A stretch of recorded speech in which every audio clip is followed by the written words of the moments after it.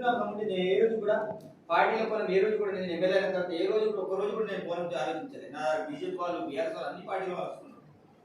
బదులు సత్తులు కూడా నాకు వ్యతిరేకంగా పనిచేసిన కూడా నా దగ్గర వస్తుంది. ఆయన నేను ఎక్సెప్ట్ చేస్తున్నాను. ఎందుకు మేము అట్లా కాదు, ఆ గత ప్రభుత్వం లాగా కాకుండా మనం ఒక ఫ్రెండ్లీ లాగా అందరితో కలిసిమెలిసి మీ ప్రాంతాన్ని అభివృద్ధి చేద్దామని మా యొక్క లక్ష్యం.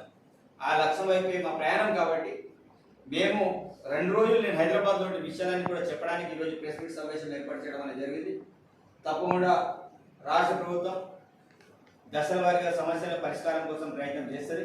కాబట్టి ఆదివాసీ సోదరులు ఈ యొక్క అంశాలన్నింటి కూడా మీరందరూ కూడా పరిణామాలు తీసుకోండి.